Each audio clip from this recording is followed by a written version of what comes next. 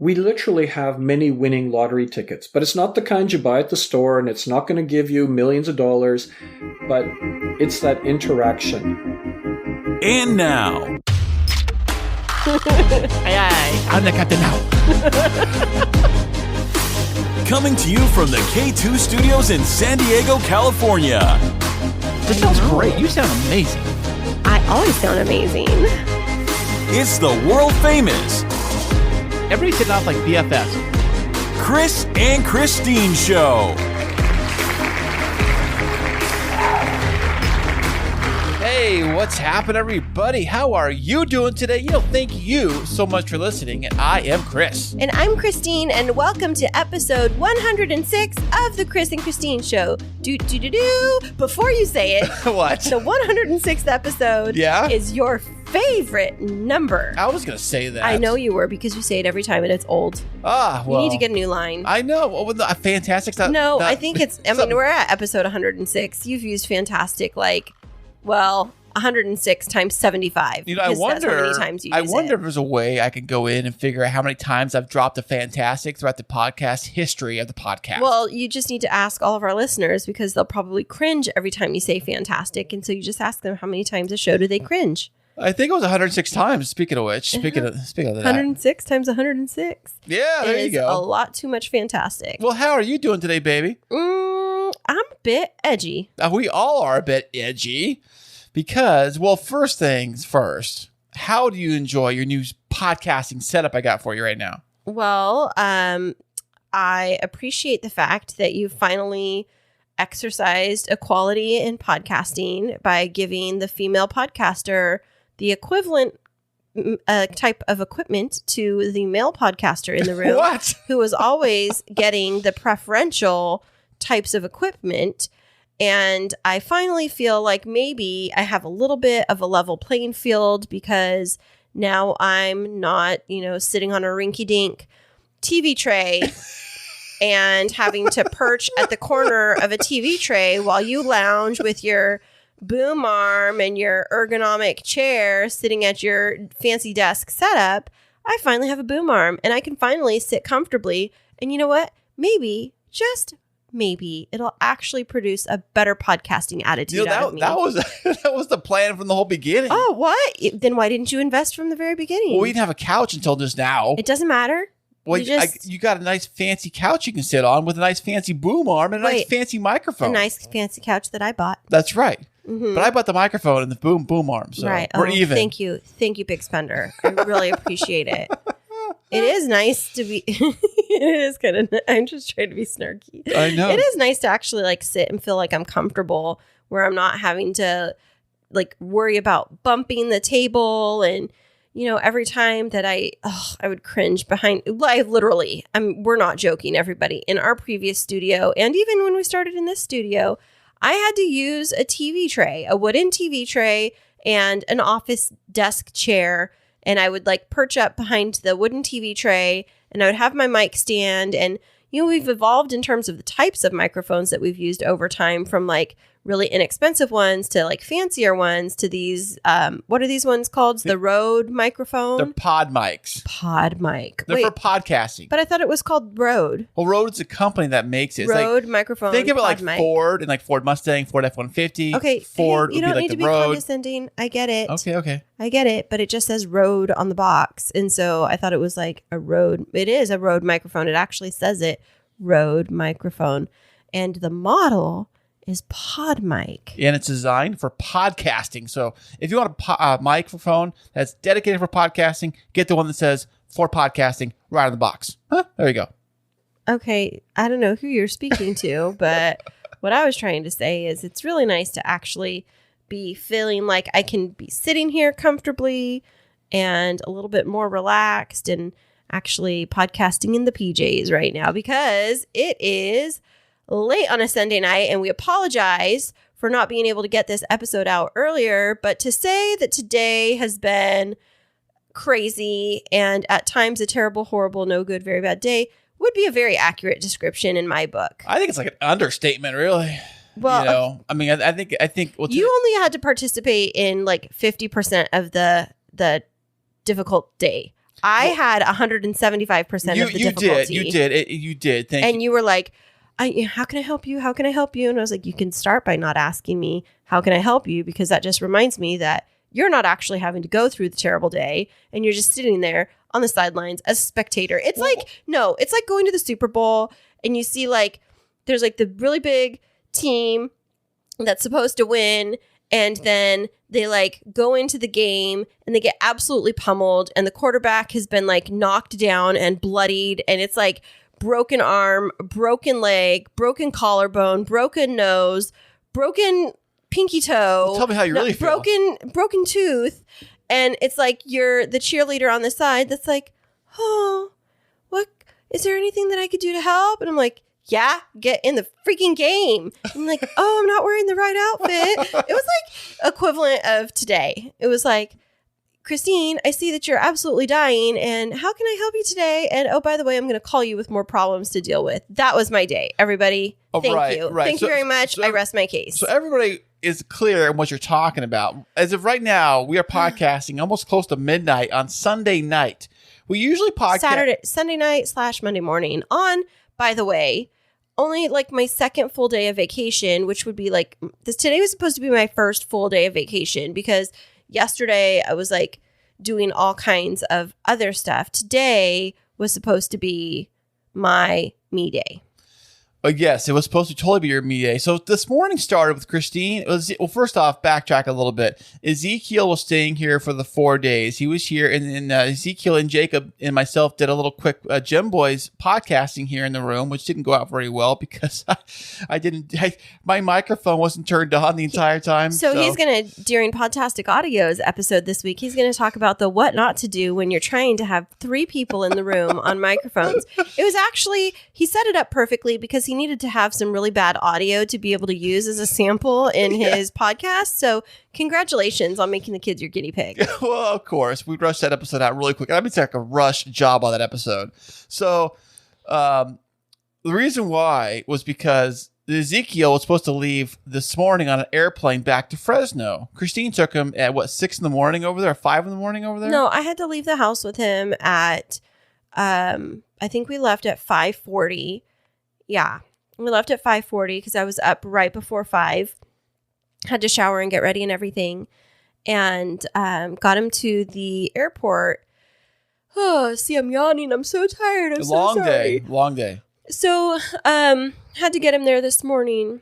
And his dad had texted me the night before and said, hey, just a heads up, the fog is rolling in really bad. And I don't know how many people are familiar with the Central Valley, the San Joaquin Valley in California, but people refer to it as Thule fog, but it's this different kind of fog. It's not like what you get at the coast. It's like it socks it in. You can't see your nose, in like the tip of your nose and the front of your face because it gets so dense, and it's very dangerous to drive in. As a young woman, when I was commuting up from my hometown of Kingsburg up to Fresno State, where I was attending college, we had a rule in my family that when you were going through the fog, you always have to keep your windows cracked open. And the reason for that is if the fog was too heavy and you weren't able to see the brake lights in front of you, you'd be able to hear screeching brakes.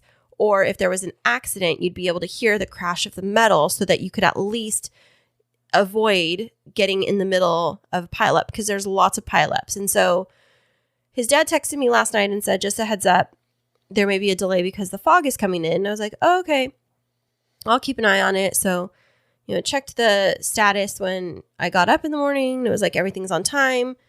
Got Zeke to the airport, and like just driving up to the airport on Harbor Boulevard, like that was the first sign that today was probably not going to go in my favor. Didn't you say that the actual airport here in San Diego was so busy, the line to get through checking in through the TSA was like down the street? Okay, that's not even the first part of it. The line just to get into the area to drop people off in the terminal was Terminal 2 is where we had to go for Alaska Airlines. And Terminal 2 is, of course, past Terminal 1. And there's a set of stoplights in between.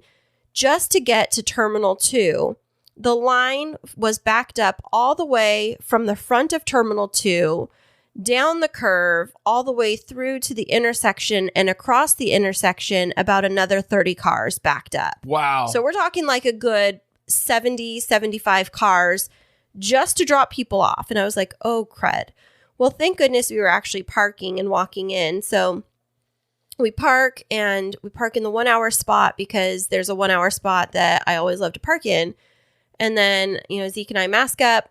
We walk across the little pathway, go up the escalator, and we're met with, like right when we come up the escalator, which is just below where everybody gets dropped off in Terminal 2, the line just to get into the security line was all the way out to the curb. And I'm not even over exaggerating that it was 5 people wide. There was like 5 people wide all the way back, all the way in, through like winding around the Terminal 2 and then zigzagging all the way through TSA. There were people everywhere. I mean, and they were just all waiting to get in the airport? They were all waiting to go through security.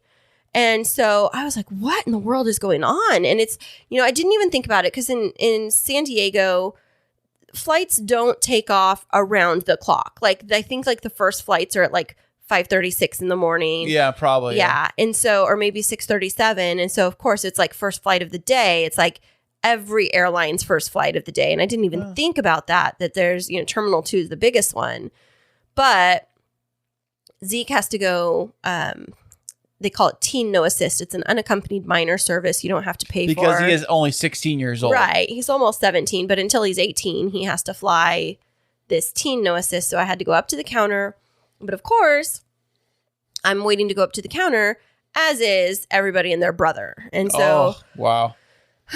Fortunately, they have like the bag drop off line, and then they have like the actual assistance line. So we went up there, they gave me the little tag, and I always get priority verification, which means that I don't have to go through the big security line. So of course, Zeke's like panicking, like, Mom, what are we going to do? I was like, I got this, buddy. And we just walked through the side. How did you get that little security pass? It's just because I'm a parent assisting my child. It's like printed out on there because I'm not actually flying. It's just like. But he gets to go through the cool line too? Yeah, it's not like TSA pre-check. It's just like the first class and priority line. But you still have to go through the standard, like check you out, do the body screen, the body screen, all that stuff? Yeah, of course. Okay. But we just didn't have to wait in the huge line. Thank goodness. So we get through security, and then he decides he's hungry. Oh, well, don't they have food inside the airport? Yes, they do. But what did I just say about how busy it was? Very busy? Yeah. And how many places do you think they have open to eat at now 6:10 in the morning? Not all of them? 2. Was Phil's one of them? Phil's? They have Phil's barbecue in the Oh, no. airport. It was Pete's Coffee and Jack in the Box. Well, Jack in the Box got food. Exactly. And coffee. Exactly. They do. Which means that how many people do you think were in the line for Jack in the Box? Well, probably the people that already got through. Yeah. So then, Zeke and I are in line, and he's like, Mom, I'm really hungry for breakfast. I was like, okay, what do you want for breakfast? Chicken nuggets and French fries. Okay. And at this staple of every breakfast. And at this point in my life, I was like, I'm not going to fight it. Okay, we're ordering chicken nuggets and French fries for breakfast. Well, there you go. So I get him over to his plane, and we're sitting there, and then it's like right about time to board, and they say, passengers to Fresno on flight, blah, blah, blah, blah. Just to note that the fog is coming in pretty thick, and the captain is wanting to delay boarding for a few minutes while we check out the situation. That was only for the flight to Fresno, or other flights? No, only the flight to Fresno. Okay. So I was like, oh, okay. So I texted his dad, and he's like, oh, okay, well, just keep me updated. Well, 3 minutes later, literally 3 minutes later, they're like, okay, we're going to begin boarding for Fresno. And I was like, wait, hallelujah. Let's go. I was like, you just said the fog was rolling in, but now in 3 minutes, like it's magically changed. Okay. So they board the plane. Zeke takes off. Of course, I gave him a hug. I hop in my car. I went downtown, got some donuts from Donut Bar for us. Oh, it's fantastic. Thank you so much. And then I drive home, and literally the minute that I walk in the door, I get a phone call from Zeke's dad saying, Zeke texted me because of the fog, or the plane is over Fresno right now because they were supposed to land right then. It's only a 45-minute flight. So the plane is over Fresno. but the fog is too thick for them to land. He thinks, or the pilot is saying they're going to divert the plane to LAX. Now, dun dun dun, my 16-year-old solo in LAX without parents able to get to him for 3-4 hours. I don't think that would go well. What do you think, Chris? It reminds me of that movie Home Alone, but he's a little older than the kid in Home Alone. But it's a whole Home Alone situation, but right? in one of the world's largest airports, unaccompanied. I'm sure he could figure out his way around. Exactly. That's the problem. He could figure out his way around. You know, it reminded me. It'd be like the movie The Terminal. He'd be like Tom Hanks sitting there. He'd be like Tom Hanks Hawaii, I'll go. Yeah, that sounds like a good place to go. I don't know. He's a great kid. I just worried. And I was like starting to hyperventilate. And I was asking his dad, well, what's the plan going to be? And he's like, well, you're just going to have to drive up to LAX and get him and then bring him up to meet me halfway. And I was like, what in the world? Like, I have a work meeting. I have a bride I have to meet with today. We're going to do a venue walkthrough. And we have podcasting to do today, too. Well, priorities are paid work, you know? Hey, don't talk to our sponsors that way. Come on now.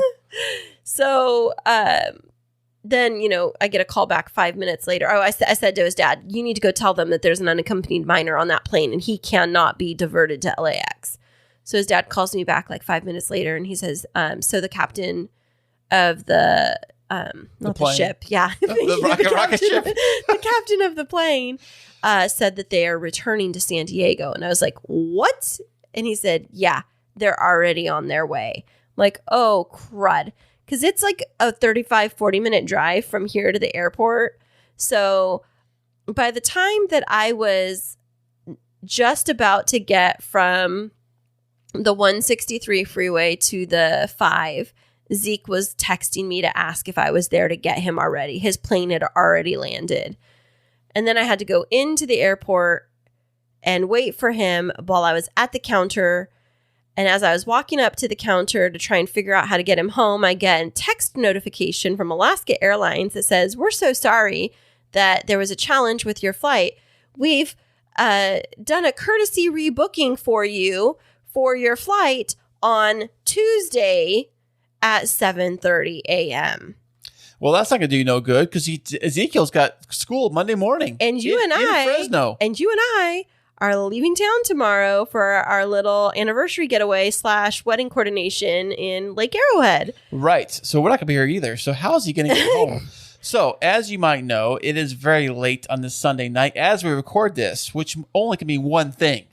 What is that, Chris? We got in the car and took an all-day road trip up north to bring Ezekiel back home. Well, we didn't go all the way. We met his dad halfway, but it felt like all the way because we kept getting we're on a 4-day holiday weekend. We kept encountering traffic everywhere. It took us over 4 hours to get just to the halfway point. And then we just got back home about an hour ago or so, got the littles showered and into bed. And we are, I think, capital E, exhausted. Yes, we are. We are totally phoning this episode in, like literally. Phoning it in. No, but we have definitely had quite the day, quite the adventure. But, as irritated as I was at the beginning when you were like, how can I help? How can I help? And I was just like, I can't even talk right now. I will say that the moment that you found out that I needed to drive up halfway, you said, I'm driving us and we're all going. And I was like, okay, thank you. And we did. I drove for the first hour or so, and then you took it on the rest of the way. And I really did need that because I'd been up, like I said, since just before 5 a.m. And I think we clocked it out because I got gas in my car after I'd taken Zeke to the airport and was on my way back with the donuts. So I'd already been on the road for like an hour.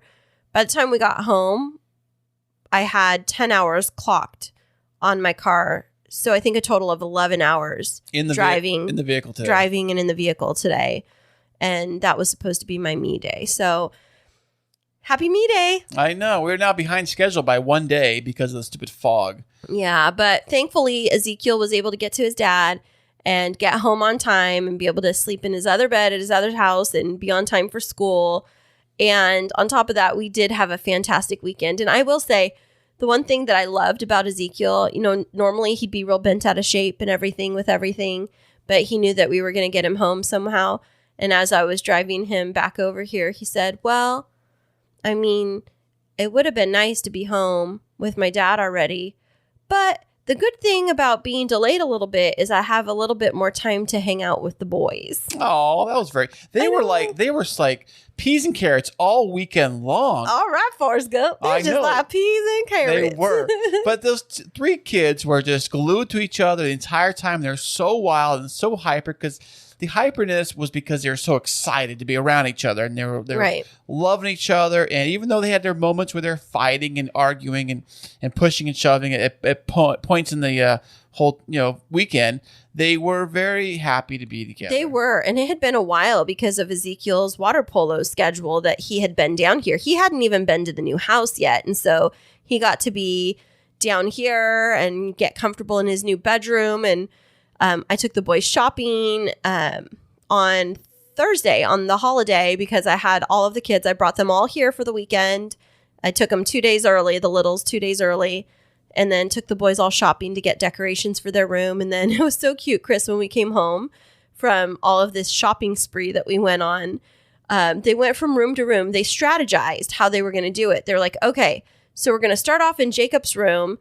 And wait, all three of them were going to decorate each room together? Yeah. Well, Mason was working on his, and Jacob got started on his. So Zeke went to help him because I was down here installing Zeke's his mount for his TV on the wall. So he couldn't be in here right then. So then he's like, well, I'll go help Jacob. And then when Jacob and I are done, we'll go help Mason. And then everybody can come down and help me set up my room. And so they went from room to room helping each other. How sweet is that? I know. Adorable. They even got the hammer and the nails. No way. And yeah, they nailed everything up. I helped them with 2 things.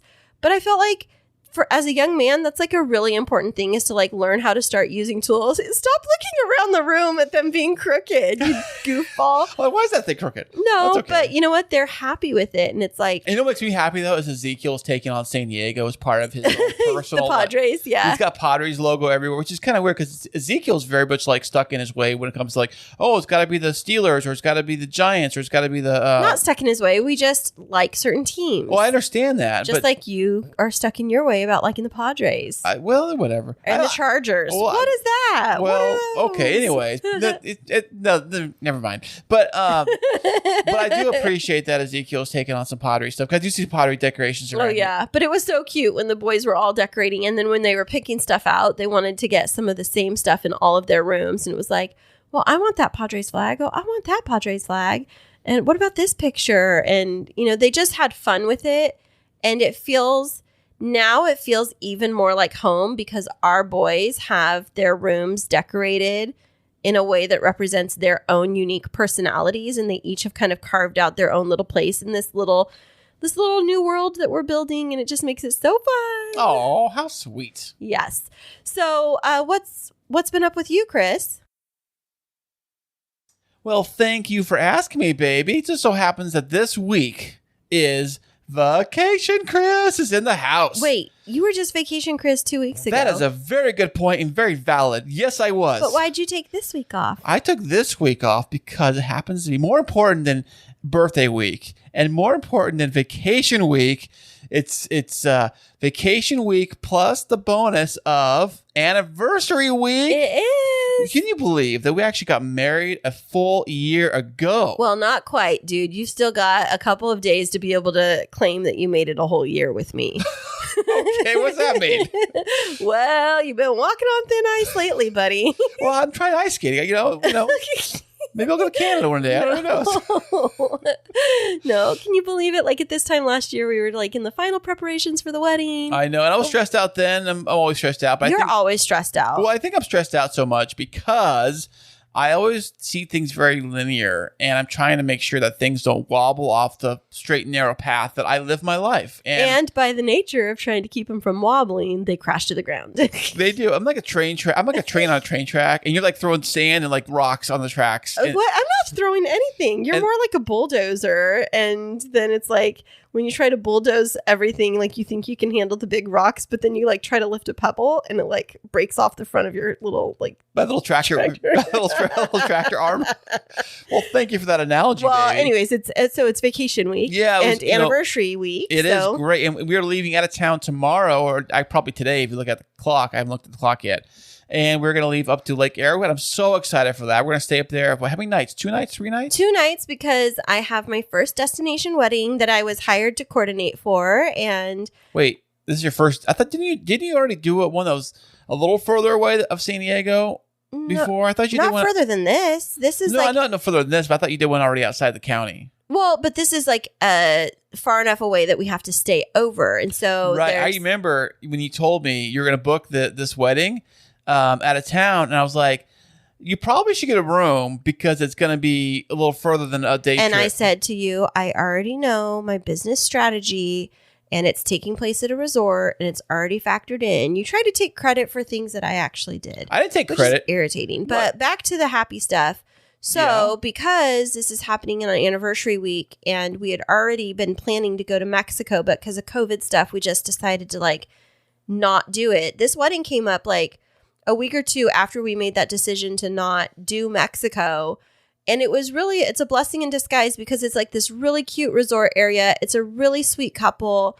It's a smaller wedding, but I'm really grateful to be able to go and support them, and to have you there, and to get to get some time away from everything, just to like decompress, because we've, had a really crazy first year of marriage, if you think about it. Yeah, we sure did. I mean, I know a lot of people go through a lot of problems, when they're married, and a lot of stresses, and a lot of things seem to happen. And it seems like when you're married, the problems seem to amplify bigger for some reason. I think so. Yeah. I don't know if it's just the fact that two people are stressed out and they like bubble together. They're two stress bubbles. But then you add in a couple of house floods, and blending families, and selling a house, and buying kids. A new house, and COVID, not just the lockdown, but actually getting COVID and going through really serious battles with that, and navigating, shared custody of kids with other parents, and,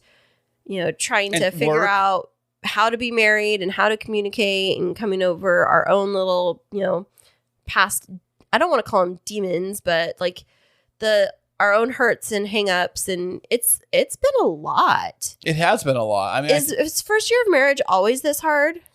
I don't think so. I don't know. I mean, like, are we doing it wrong? I don't know. I mean, you tell me, baby. What do you think? I don't know. I just know that this first year has been, well, maybe it feels hard. I'm thinking about this out loud. Maybe it feels hard because we're committing ourselves to do the hard work of figuring out how to communicate effectively, and not going to bed angry as often as possible, and trying to like not sit on an argument and actually like hashing things out. I think that's the difference with us, is when something comes up, it comes up and we deal with it. Even if it gets a bit messy in the middle of it, we figure out how to make our way through, even if it takes a couple of hours of sitting to figure it out. Maybe that's why it feels hard, is because I think so many people, when they deal with like confrontation or disagreement, it's easier to like skirt around it and ignore it and like avoid it versus like addressing it. Right. I think it is, because people do is they will also bury their head in the sand. Like I've done that for many, many years in my life. I kind of still do, I think, a little bit. Is that when there's an argument, it's like you kind of go away, you close up shop, and you just kind of like go away, and you put yourself in another side of the house, another room or a vehicle, for example, and you go out for a drive. I used to do that a lot. I used to get my truck and I would just take off. And that's not good. I'm just leaving, and I'm not telling anybody where I'm going. I'm just gonna like go and cool off. I would freak out if you did that, by the way. Well, I don't think I've ever done that in our first year of marriage. Have I ever done that? No, you haven't. Okay. Well, because I probably have learned my lesson to not do that anymore. I used to do that a lot, and not so much with like relationships, but I've done that with like family members. My parents used to piss me off, and I would take off and leave and things like that. It happened when I was younger too. I used to go like, I'm running away. So I would go like take off and like just disappear like down the street or wherever. And so my parents would probably like, I don't know if they would care. Like, oh, where's Chris at? Oh, well, he'll be back in a minute. No, of course they cared. But I think like going back to relationships and life lessons, it's really important to like help ourselves figure out what those life lessons are so that we don't continue to repeat those challenges. Wouldn't you agree? I would agree 100%. Absolutely. And on this week's episode, we have a fantastic coach and mentor who's going to be talking to us about some of his own life lessons that he's learned. So stay tuned for that right after this. Hey, thank you so much for being a loyal listener of the Kris and Kristine Show. And as that you are a loyal listener, we have a very fun opportunity for you to get involved with the show. Ooh, tell me more. If you like to get exclusive content you can't get anywhere else, and to receive free merchandise shipped to you every single month, Ooh, I want that. then head over to patreon.com/The Kris and Kristine Show. That is patreon.com/The Kris and Kristine Show. And welcome back, everyone. Today we have another special VIP guest. He is an author, a writer, a speaker, a coach, and a mentor. Welcome to the show, Sam Thiara.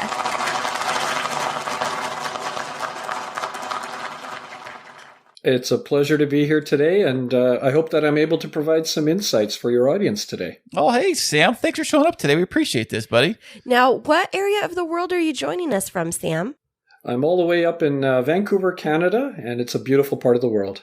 Oh, Vancouver's wonderful. I've never been to Vancouver. What is it like up there? Is it pretty wildernessy or metropolitan?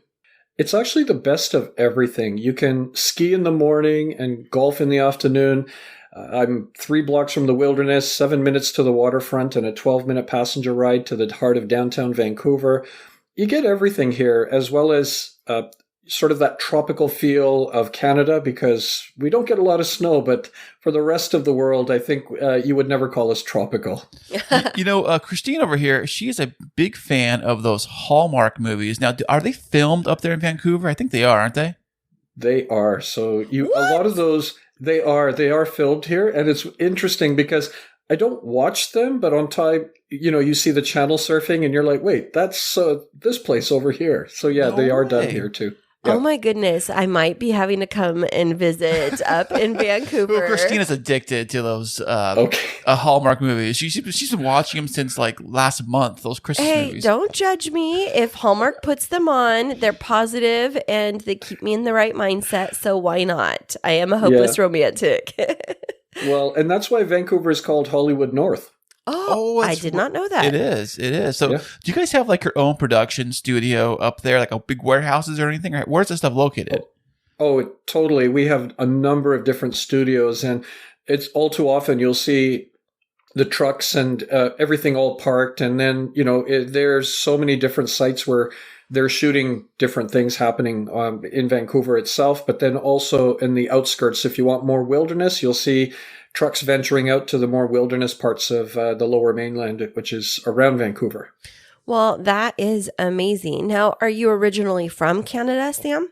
So I was born in England, but moved to Vancouver when I was a wee lad, maybe 4 years. I always say I came here on lies and deceit because my parents told me that once we get to Vancouver, your tricycle will be there. And it wasn't here. But years later, I saw my cousins tearing around the streets of Southampton on my tricycle. And I'm still devastated to this day.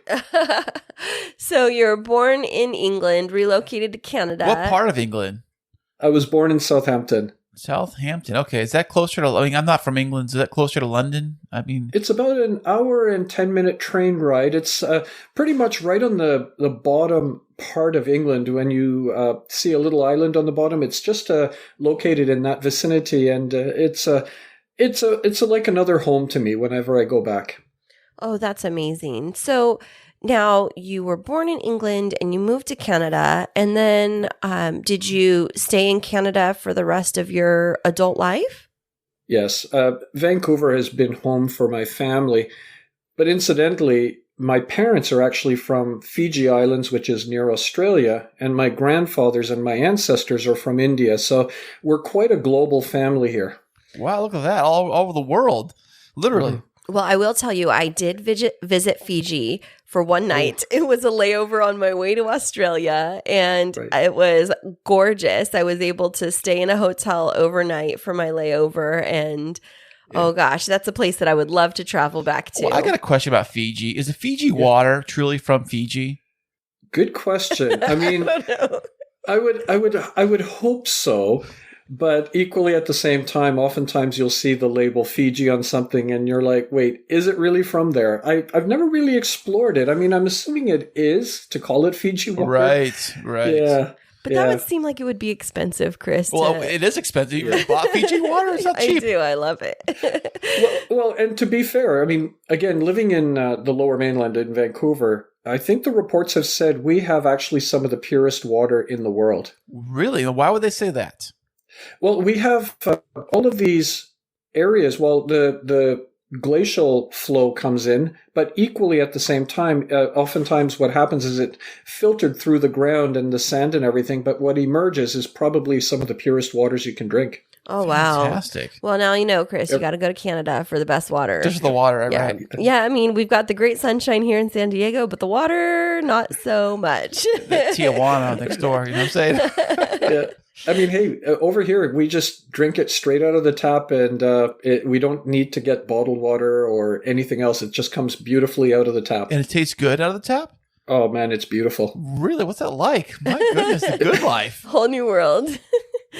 Well, Sam, we're really excited to have you on the show today, and we would love to learn a bit more about your background. And so we have been definitely checking out your website, and it looks like you have some amazing accomplishments in, writing and speaking, coaching, and mentoring. But why don't you take us back to maybe young adulthood and talk about any of the challenges that you had to overcome as a young adult?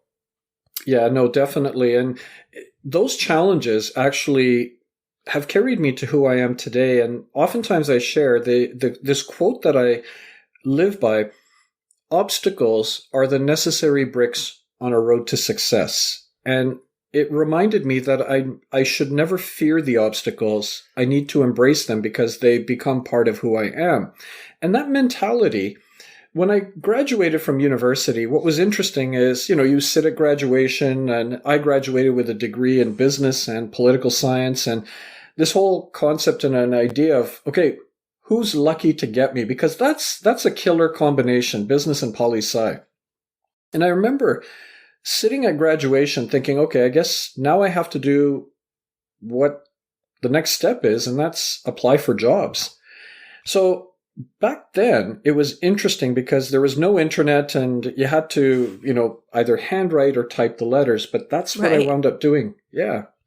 So here I am sending about 12 letters to companies, and I sat and I waited, and a letter arrived 2 weeks later. Opened it up, and it said, "Thank you for applying. We don't have a job for you, but good luck in your search." And I thought, okay, you're not lucky. I still have 11 letters out there, but you know what? I am going to send 3 more out today. And I sent them out, and you know what? It started to feel like the tide. The more letters I sent out, the more letters came back. And the narrative shifted from, who's lucky to get me to, am I lucky to get a job? Oh, no. Oh, and the worst part is, I still have my 86 rejection letters from the companies. It literally is the size of a brick and weighs about the size of a brick. Now, what was the tone of those letters? Like, what did they say? Were they all very similar? Like, thanks, but no thanks? Oh, yeah. It was pretty much the similar. And I always love that concept of, but we will keep your resume on file for 6 months should a suitable opportunity come up. And I'm going, that just means you filed me in the rubbish bin. Right. And it was interesting because, like I said, every single letter became a nail in my coffin of self-confidence. But also, I don't know why I kept the letters like they arrived, and I'm not sure why I kept them. But I did get my first job. I mean, oh my gosh, somebody finally gambled on me. And the degree was in business and poli-sci. So obviously, it's an entry-level government job that I had. And that job was being a janitor in a hospital, mopping floors and emptying rubbish bins, because that's government work. It's a union. Oh, wow. Interesting. But here's the thing. When I went into that job, I never looked at it as, okay, what a terrible start to my life this is. Instead, I said, okay, I'm going to go into this job and look at the opportunities and possibilities, not the challenges. And when I did that, 3 valuable life lessons emerged that still carries me to who I am today. The first lesson, my father said, I don't care what you do for a living, you do the best job possible. And you know what? It meant that every day that I was at work, there was no floor cleaner than at the end of my shift and no rubbish bin left full. Yep, absolutely. And I embrace that today in any quality work that I do. It has to be the best. Now, the second sorry, go ahead. Yeah, in talking about that, that goes back to work ethic. And that's one of the things that Kris and I have a conversation with our boys about, because we're raising our 3 sons, is that no matter what, your work ethic is going to speak volumes about who you are as an individual. And I don't know if I've figured out a way to teach work ethic. And, we can talk with our kids all the time, but what was it in your father's words that made an impact on you? I think it was just the fact that the respect I had for him and his insight that said, okay, I'm going to go in and do the best job because of that. And I guess throughout my life, and part of what I do share is that when I was 9 years old, he had an industrial accident and became a paraplegic and never walked again. Yeah. But again, in that situation, we never dwelled on the 1,000 things that he couldn't do. Instead, we focused on the 5,000 things that he could do. And, we just basically, I guess, as normal as our life could be, but he was confined to a wheelchair from that moment on when I was 9.5 years old. And I think that those groundings are what sort of supported me with regards to building that work ethic that he had always indicated to me is you put the best quality work in anything that you do. And that's what emerged. Yeah. Absolutely.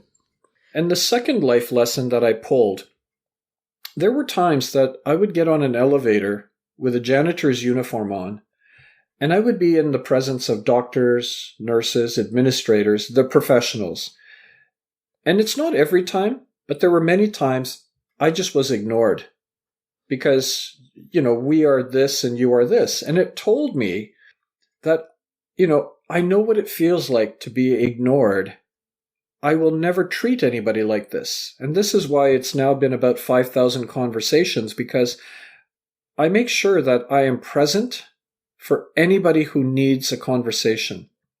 That emerged, and that carries me to who I am today. That is a really good point, Sam. So in growing up, my parents always taught me that when you are interacting with people, you treat the individuals working in service professions with the same or higher level of respect as you would like the president of the United States. And that's because it's about human dignity and it's about supporting one another, and everybody is doing the best that they can. And so as you went through that experience of sometimes feeling invisible or feeling less than because of your occupation, how has that impacted you throughout your career now?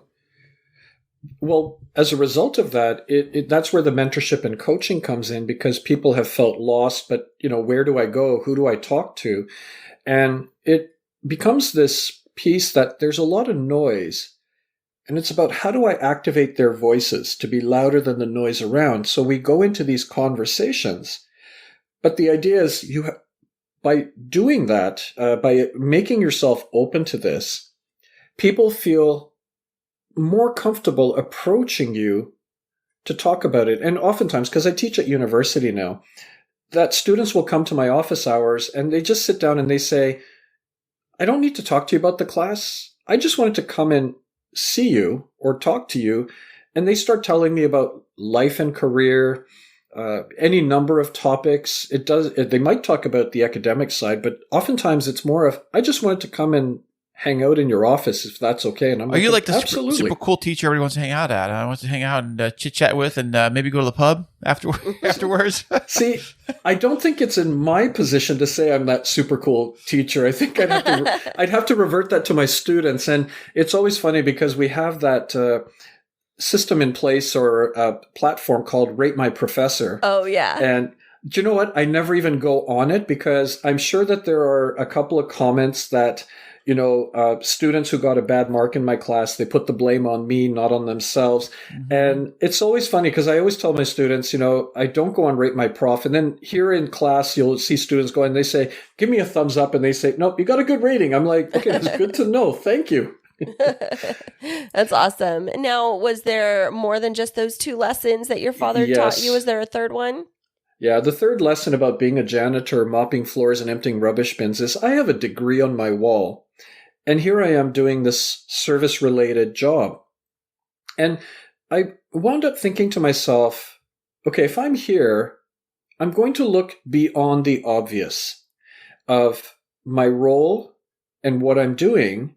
And I started thinking to myself, okay, what can I learn as a result of being a janitor?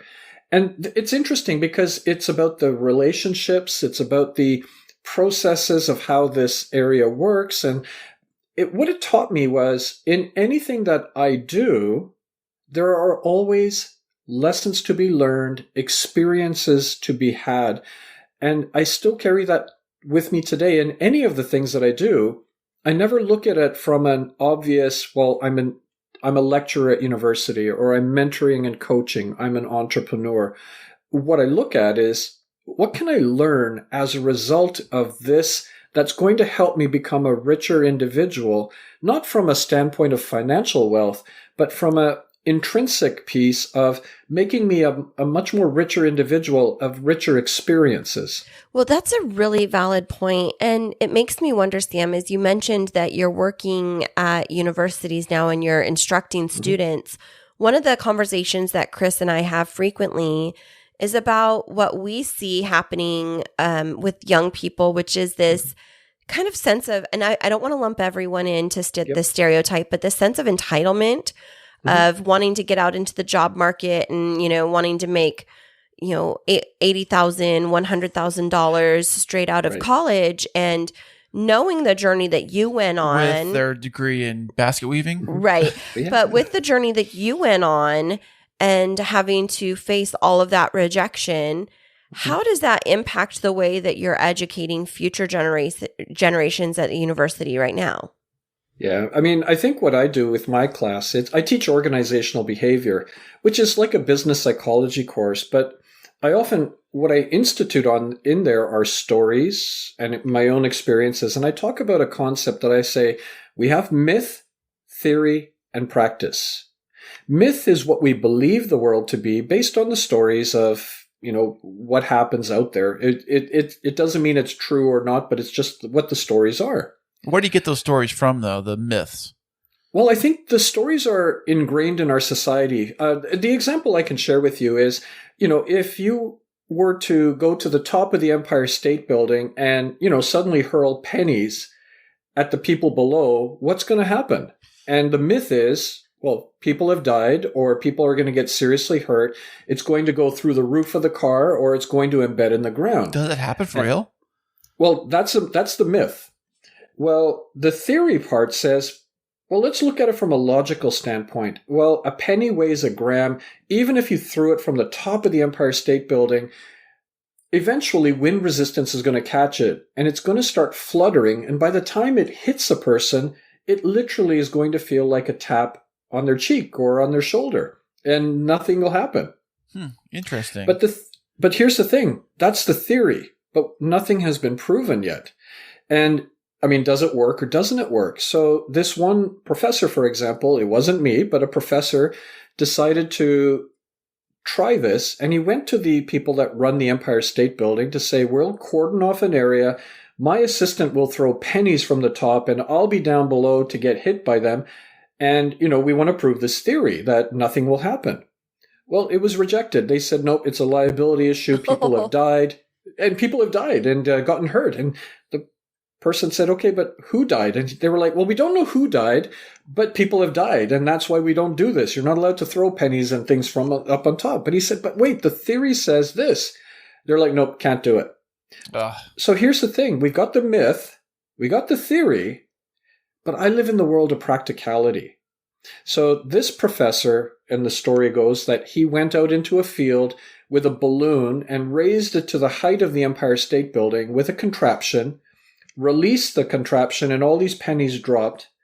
And you know what? It was just like a light tap. I live in the world of the practical side. So let's take the myth, the stories that are embedded in society.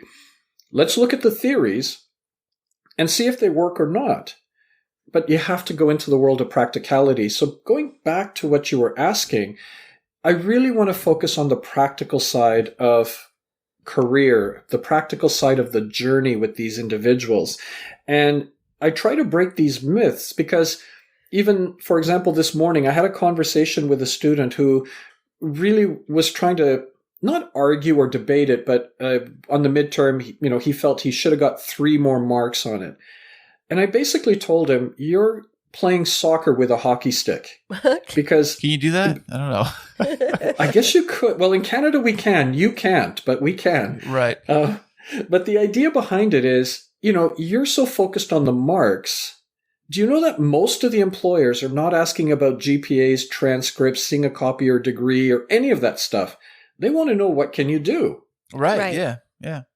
But that's where I think there's this disconnect because people are so focused on the marks. And I can understand and I can appreciate that it's an accomplishment, an achievement. But if it's because you want to get that job, the employer's not looking at that. So that's why I said it's like playing soccer with a hockey stick and you're not even in the right game. What do you think employers are looking for then, if that's what they're looking for? Oh man, they're looking for practical experiences. They're looking at, can you have a conversation with somebody, in the environment? And, they're looking at practical skills. And that's what I try to give my students, are practical skills to, give them a case to say, you're going to solve this case as part of your final project, but it's going to demonstrate teamwork, analytical skills, strategy. Those things emerge. Nice. But also, going back to what you asked about the entitlement piece, one of the things I do in my class, and again, I have a lot of fun when I teach my class, but I often ask them, I said, what are you motivated by? Because we talk about motivation. I said, what are you motivated by? Like, you're going to be gearing up and going towards a career once you graduate. And obviously, the first thing everybody sort of brings up is money. Money. Yep. Salary. And I say, okay, so and then we start making a list of things, and eventually there's other things, but let's go back to that money piece. And I turn to the audience and I say, so you're motivated by money, am I correct? And they're like, oh yeah, money, we're motivated by this. That's why we're here. I said, okay, if I was to take you and move you into, let's say, a labor job, let's say we put you into a ditch and, I'm going to pay you really great wages, and you're going to be shoveling and making ditches for the rest of your life. Would you do it? And they're like, well, okay, how much? And I said, okay, let's say $100,000 starting salary, and you're going to be in the trenches. And they're like, no, that's not realistic. I said, okay, what is realistic? And they say, $1 billion. I said, come on. Whoa. $1 billion? Oh, no, that's what they will say. Some of them will say. And I said, okay, but do you realize by graduating university, your starting salary might be on average anywhere from $35,000 to $45,000 starting salary, maybe even 30. So if I pay you $100,000, I mean, you're getting like literally, it could be even triple even the amount that you might get in your first job. But would you do it? And they say, well, maybe I'll do it for the first year or couple until I find something better. I said, no, you don't understand. You're motivated by money. So if I pay you in increments for the rest of your life, for 35 years, you're going to be doing this Monday to Friday, 9 to 5. Would you do it? And they say, well, of course not. And I said, so let's put this aside. Money is not a motivator. Money is a result of your motivation. Because when you pursue what is authentic to you, that just engages you and ignites you, the money's going to come because people want to hire you because it's authentic and natural to you. So that's what I try to get them to really focus on in my class as part of some of the lessons. Do you think that a lot of these students are kind of oblivious to the grasp of, like you said, you come out of college, you're only going to make averaging, say, 50 grand, 40 grand a year, plus student loan debt and things like that are going to be hanging over their head when they graduate. Do students grasp the concept of all that when they do get out into the real world? I think what happens is I mean, they're really sort of focused on the task of being a student and going through their academics, and not all of them, as much like was said earlier. We don't want to clump them all, but I think a lot of them are just going along on this journey. And then as they get closer to graduation, the head pops up going like, oh, I guess I better start looking for work now. And it's almost like you're just looking at that destination of, I'm going to get the degree and then I'm going to go for that job. The journey is the most important part, but they're not focused on the journey. They're focused on the destination. And that's where I try to capture them to say, okay, but what's the journey? And oftentimes what I do in every class every semester is I get them to write a personal statement. Tell me who you are, not what you do. And they struggle with this. And then we revisit it at the end of the semester where I get them to rewrite their personal statement. I am an individual who, and all of a sudden now, they're starting to focus on the who, not the what. Mm-hmm. And some clarity starts to emerge. That makes a lot of sense. And, it makes me wonder, Sam, about your own personal journey from janitor to professor. So as you've had to wrestle yourself with not what you do, but who you are, what's a little bit more of that self-discovery story? Like what types of activities did you go through to be able to figure out your own identity? Well, and it's a great thing that you just brought up there, Kristine, because the thing was that as I was focused on so the janitorial job led to a retail job. I could do it. It just didn't fit me. Then I got into a Crown Corporation, which is a government-run corporation, but they run it as a company. And over there, I was a claims adjuster, and I could do the job, but it just never fit. It really felt like I was, for example, and I use analogies, is, it's like I'm wearing a 52 short suit, but I'm a 42 regular. And I looked around at the people, and everybody's wearing the same suit, a 52 short. So now a few people it fits really well, and they're in the job, and they should be doing that job. But majority of us are wearing 52 shorts. And, think of it from a career standpoint. You can wear a 52 short suit, but it doesn't fit. I could be in this job, but it doesn't fit. So I was focused on the what. Right. But the moment I shifted the narrative to who I am, I started fashioning a tailored suit because I realized this job wasn't right for me. And the way I did this is I started looking at, okay, what are the things that make up my foundation? So what is it that's important to me that I'm not willing to compromise? And I came up with 5 things, and those 5 things are so important to me. And when I compared it to the job I was in, I was like, this doesn't even hit 1 out of 5, really. Well, then I started putting my attention to the direction to say, okay, but if these things are really important to me, what does this mean? And all of a sudden, I grasped at this idea of community relations in road safety. And all of a sudden, so I started from scratch where I had no experience in this. And then 14 months later, I got the job. But what I found is through the journey of getting that job, I was having a lot of fun doing this, even though I had my regular 52 short suit job. Mm-hmm. But that tailored suit started to form and fit. And I was really enjoying myself. And all of a sudden, because it was authentic to me, 14 months later, from having no experience, I got that job in road safety. Now, those 5 things, for example, have changed over time because anytime I work with anybody, they're fearful that you're making me pick 5 things that are so important to me. What if they're not the right words? Right. And I always tell them, I said, but you start from somewhere, but as you get those 5 things, and as you go through life, you can change them anytime. So right now, I've changed my 5.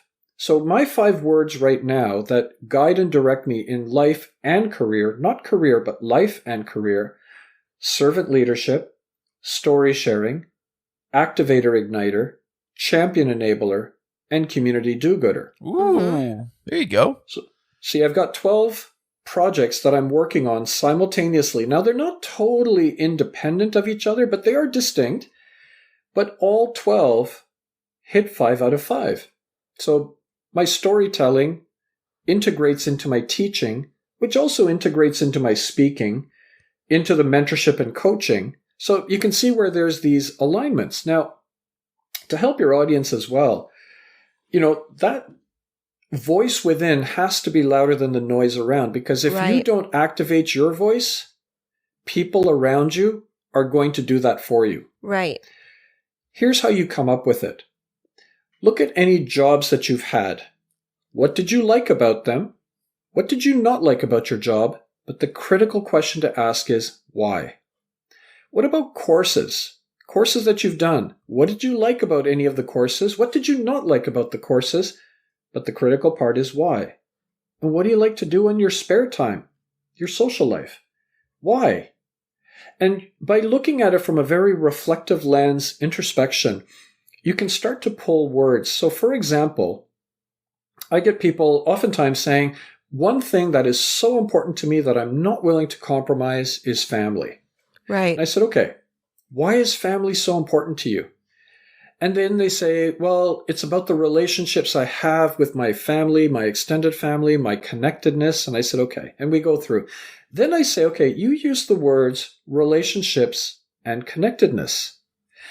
Does that also apply to your work environment? And they're like, oh, absolutely. Does it also apply to the courses you were doing? And they're like, oh, for sure. What about your social life? Does relationships and connectedness matter there? And they were like, oh, actually, it does. Right. So I said, can we replace family with relationships and connectedness as one of your 5 things? Because then it's much more deeper, broader, and far-reaching. They're like, oh. I also tell people, and that's an example of how to do it, but you also need someone there to ask you these questions. But I also ask people, have fun with it. And what I mean is I was working with somebody in Los Angeles, and we were talking and doing the 5 core elements. And one of the things she's not willing to compromise is, she really wants to be focused and dedicated on the environment. And I asked why, and she was giving me all these reasons and that she doesn't want to be a bystander in life. And we were just talking about that. And at a moment's notice, I just said, oh, you know what? You're an environmental ninja. And she was like, oh my gosh, I love that. Can I use that? I said, no, really that's cool. your word. So let's play around. Can you imagine going to an employer and the employer says, so, Kris or Kristine, tell me about who you are. And majority of the people, because I've interviewed a lot too, they look up to the ceiling because that's where the answer is. And they say, well, I'm a hard worker, great with technology. I'm a perfectionist. I communicate well. I've worked in teams. Okay, great. So does everybody else. Right. Blah, blah, blah, blah, blah is what the manager hears. They're like, okay, file that in the circular bin. That's right. Right. Into that, yes, we'll get back to you if a suitable position comes up in 6 months. 86 letters later, yeah. If an employer asks me, well, Sam, tell me about who you are. Here's how I respond. I'm an individual that's guided by 5 core elements: servant leadership, story sharing, activator igniter, champion enabler, and a community do-gooder. Those 5 things have enabled me to help individuals, teams, organizations, educational institutions, and nonprofits to their pinnacle best. But they've also helped me to become a speaker, storyteller, author, a blogger, educator, mentor and a coach, problem solver, entrepreneur, and a community activator. I think that's a much more compelling statement than looking up to the ceiling. Absolutely. Now, Kris, how would you answer that? Would you just be like walking into the room and be like, I'm a ninja, hire me? I just say I'm awesome, I'm the best, and the buck stops here. So why bother looking anywhere else? You are a very confident individual, Kris. What are you talking about, baby? I've always wondered, like, if you were to walk into an interview, how would you describe yourself, Kris? Well, first off, thank you for asking me that. I would say I would walk in and basically I would tell them that I'm the best. But how do you do that without coming across cocky? Because I think that's what Sam mentioned. What's this cocky you're speaking of? I don't know what that means. Overly confident.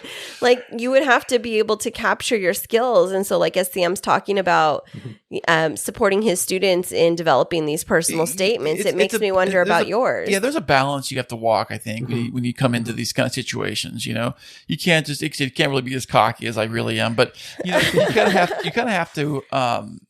I guess you kind of have to describe things that you can bring to the table that aren't the same thing that everybody else is saying, right? And be unique, but at the same time, without being cocky, it's a dance. It really is, and you have to be able to distinguish yourself and be confident without being that that one that comes across as just being way too arrogant and also not too eager.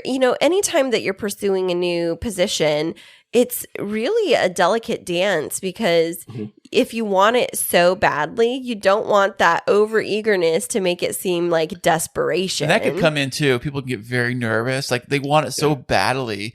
They just flub the interview because they're just like, oh. They're like, I really want to be a part of this team and I'll do whatever you ask me to. And then they're like, oh, it's like, I think about it like when you're on a first date and like, if you're really into the other person and you're trying too hard and then it's like, oh, cool off. And it's like, you really like the other person and then they're overeager and you're like, what's wrong with them? It's like the same thing when it comes to like job interviews and things like that and pursuing new roles. But on the other side, you don't want to come across as like, well, I'm the best.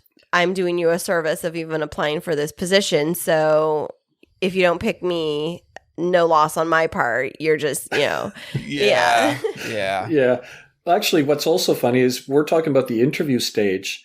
I'm dealing with people who talk themselves out of the opportunity of even applying for jobs. Oh, and, all too often I get the statement from them, well, the employer's not going to look at my resume. So I'll get people who I've mentored and coached who are have been in industry for many years. And they're like, Sam, they're not going to look at my resume because you know what? I've been at this company for 17 years and they're going to see me as stagnant. Or someone will do the opposite. They'll be like, oh, the employer's not going to look at my resume because I've jumped from, 3 companies in 2 years and they're not going to look at my resume because I lack consistency. And do you ever just look at them, Sam, and be like, you're right? Or do you try to work with them all if you're like, stay put for a year? I ask a question. I call myself a difficult monk because they come to me looking for the answers to life. They think of me as this orange saffron bearded man sitting on top of a mountain. Now, I have a beard. I sit on a mountain, but I don't have an orange saffron robe. That's next. What's next? No, well, that could be next. But I call myself the difficult monk because they're coming to me looking for the answers to life. They want me to tell them what to do. But the difficult monk is I ask questions, and the monk that they seek lies within them, and all I need to do is pull the answers out. So on that one about, well, the employer's not going to hire me because of this, I turn to them and I say, this employer, are you talking like, I'd like to know who they are. Are they male, female, tall, short, young, or old? And they look at me going like, what do you mean? I said, well, you're looking at an employer as a singular person, like this one person. Yeah, there are employers who will not look at your resume because you've been, in the same company for 17 years and you're stagnant. That's what they're going to say. But equally, there's employers who are like, oh my gosh, I am only looking for consistency. And if this person's been in a company 17 years, amazing. And the flip side, if there's an individual who's jumped, 3 companies in 2 years, yeah, there's companies or employers who are going to be like, no, I need someone who's more reliable. And other companies who are like, I've got a project and you would be perfectly suited for this project because I really only need you for 1 year if that's what you're looking for. So let's put this thing about the employer's not going to look at my resume because the employer is a spectrum. And, it's interesting because they talk themselves out of opportunities. And when I catch them doing this, all of a sudden they apply for jobs and they're like, I can't believe it. I got the interview. Wow. And maybe even get the job. And, they're looking at, well, the employer said 3 years of experience. I've got 1.5 years. And I'm like, okay, is that something that you would like? And they were like, yeah, no, I think it's a really great company and really lines up. Okay, have you built some relationships with people in the company? Have you looked at their corporate culture and that you've said that it's a fit? How is it a fit? And then apply for the job. And oftentimes what happens, and it goes back to, Kristine, what you said about entitlement. I tell my students, even after the semester's over, I'm here. And it's your responsibility if you want to continue this relationship, because I am connected, and to Chris's note, not saying this in a cocky way, but I'm connected to people in many companies, many positions, and I'm happy to drop a word on your behalf if you've earned that credibility. And there's times where I'm surrounded by, I will tell you, I'm surrounded by greatness as well. And I've done references for people, and I've had, former students contact me saying, what did you say? Because I got the job. And I'm like, well, no, congratulations. They're like, yeah, but they didn't contact any of my other references. What did you say? And I said, well, I gave you a really good reference. And they said, okay, give me an example. And I said, okay. And this one you have to really earn from me. They asked the question at the end, would you ever hire this person? And my reply back, in certain situations, very rarely, no, I will never hire this person. And they're like, oh, no, I would build my company around them. Oh, that's a nice one. See, they've earned that from me, because I'm looking at them saying, if I ran a company, I need you to be the foundational cornerstone of my company. And they've earned it. So again, it goes back to that spectrum. Yeah, there's students who are just so focused on marks and I will never see them again. And then there's those who have stayed connected and they earn that comment. It goes back to this thing that I call lottery tickets. So in so many situations, whether you're in school and work, we literally have many winning lottery tickets, but it's not the kind you buy at the store, and it's not going to give you millions of dollars, but it's that interaction. I mean, recently, and this happens a lot, I was in a restaurant with one of my former students, and the person serving us, we started chatting, and she found out that I teach at university, and she's like, oh, I was going to school. I'm really trying to figure out my journey and my path. And I said, well, that's what I do. I mean, I'm happy to have a conversation with you. She said, oh, here's a piece of paper. And I gave her my email address and said, here's my LinkedIn. You can always find me there just to show that I'm legit. That's a winning lottery ticket. You've just won. So Definitely. many people but that's the problem, is very rarely am I getting people following up and they lose this lottery ticket, Oh, really? Why do you think that is? Why do you think they could try to do it on their own or something? Or I think part of it is they might get busy with their life, or maybe it's too good to be true, or, they lost my number. I don't know, but it's very rare for someone to follow up with me. And as a result, it's like, you've lost this lottery ticket because it was a winning one. I was going to help you. The story I even shared in my class on my last lecture is, I walked, out of the C-bus terminal, which is that passenger ferry, heart of downtown. And I saw this young man standing on a corner with papers, and he looked lost. And I said, you look lost. And he goes, yeah, I'm trying to find the Marriott Hotel. I said, actually, I'm going to the Coast Hotel, and it's right next door to the Marriott. It's a beautiful sunny day. Walk with me.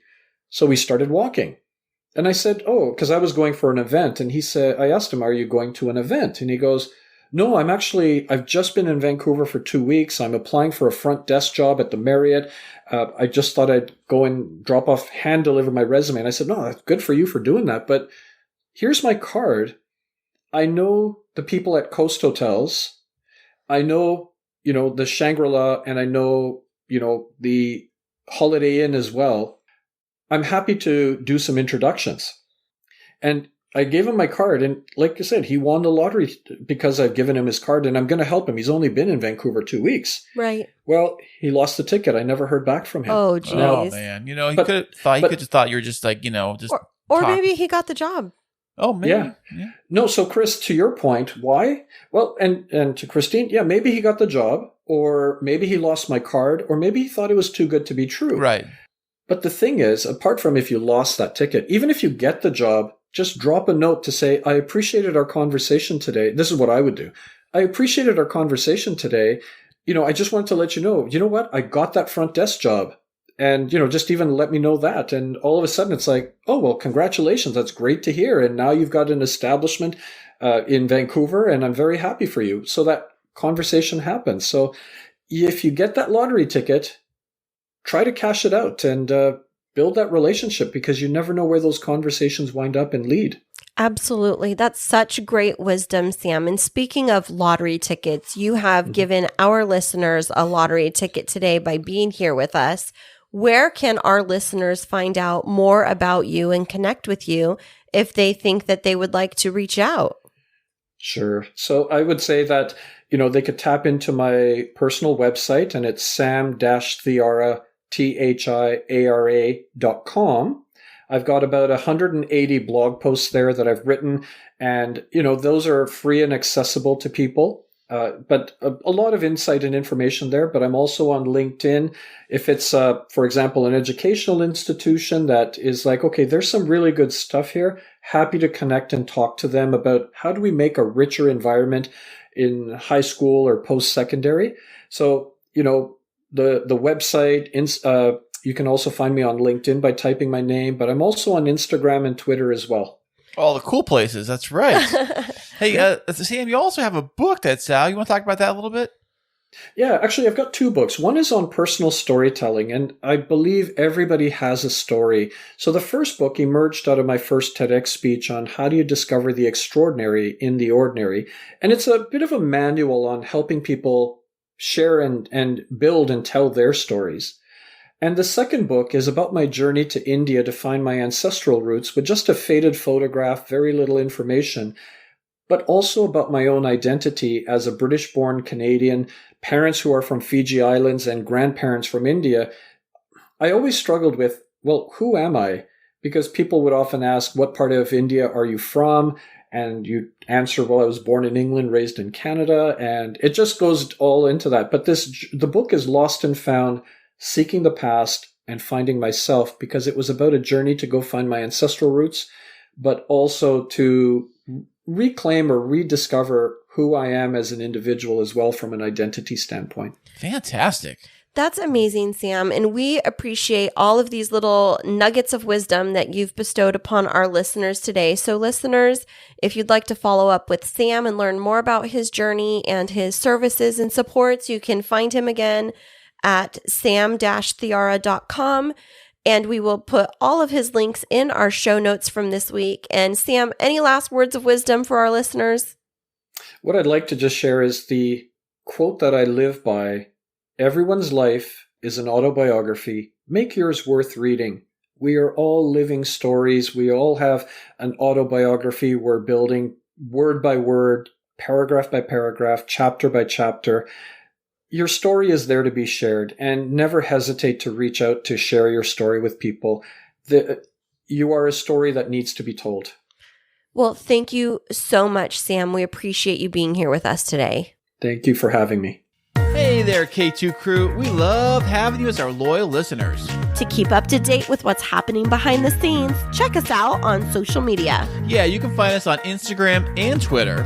And don't forget to follow our Facebook page. Yeah, tag us in your favorite fun stories, and guess what? You might just end up on the show. Ooh.